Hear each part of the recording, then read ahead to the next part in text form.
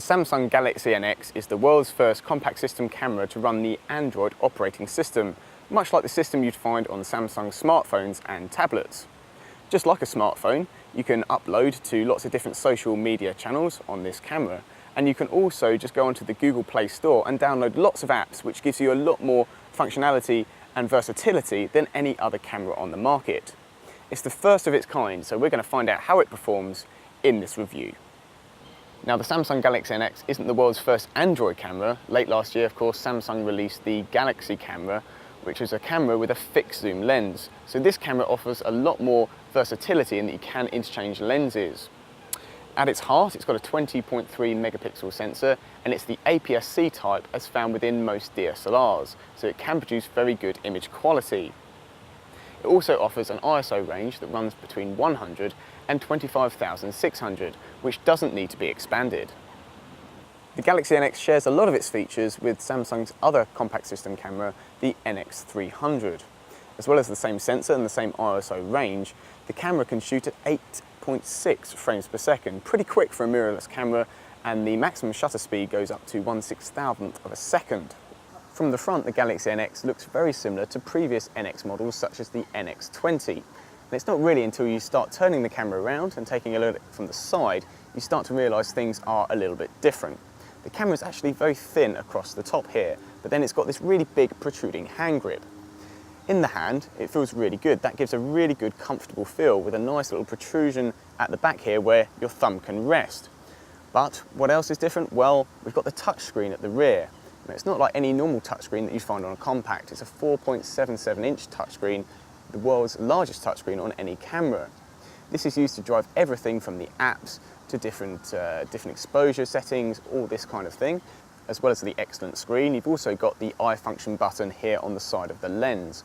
What this allows you to do is just go in and quickly access the most common imaging variables such as shutter speed, aperture and ISO. It's a feature that's very unique to Samsung cameras, but it's great for changing your settings on the fly. One of the big differences between the Galaxy NX and the Galaxy camera is battery life. On the Galaxy camera, we found out that the battery life didn't really last that long, and it was really kind of frustrating having to always just charge the battery up again after a few hours. So what have they done? Well, they've featured this much larger battery in this much larger hand grip, and this is good for up to 420 shots, so you can keep shooting without having to worry to recharge all of the time. The screen is a really crisp and sharp display. It's the same kind of screen that you'd find on a smartphone. It's absolutely superb for composing images, and as we found out, we used it most of the time for composing our shots. You have, of course, got the electronic viewfinder above, and there's an eye sensor as well, so just as you lift your eye up to it, you'll just find that the screen the feed just transfers up to the electronic viewfinder. But there is a little bit of a delay between the two, and we'd like to see that slightly faster. Also in the back of the screen, you've got the smart panel where you can just change all your camera settings. Just click that here, and that'll bring you up all the different variables. You can change your ISO, change your aperture, and also change your shutter speed and exposure compensation. Thanks to the screen being so responsive, you can do this very, very easily. Because there's no mode dial of such on the camera, you've got this mode option, this mode icon over on the right. That just loads up the different modes which you can then just toggle through using the scroll dial up here on the top plate. Once you've accessed them, you can then just go in and just push down the scroll dial, just push that forward, and then you can just control the different shutter speeds and aperture values, even the ISO up here, up the top. What we did notice, however, is because these icons are listed up at the top, when you're shooting from low angles, it does make it difficult to see because the electronic viewfinder here does block these. So it would be better next time if these were moved slightly further across so you can just see them when you're looking down. So whereas at the moment we're shooting with the camera, we can just go back and access the main Android home screen by just holding in and depressing the scroll dial up here from the top. That'll just take us back to the main Android screen where we can do many different things and access all of our different apps, such as Facebook, YouTube, Instagram, and Twitter. One of the great advantages of having such a large touchscreen at the rear is that you can just go in and just scroll through your images very, very easily and very, very quickly. And of course you can zoom in just by using the pinch and zoom gestures just to check your detail and check your sharpness. Now you will notice that the image has got black tram lines down both sides. That's because the sensor is a 3:2 aspect, whereas the screen is 16:9. However, that's no problem really, because it is great to view images at such a size, and you'll also notice that both when you're shooting in JPEG and RAW, both the JPEG and RAW files are displayed on the timeline.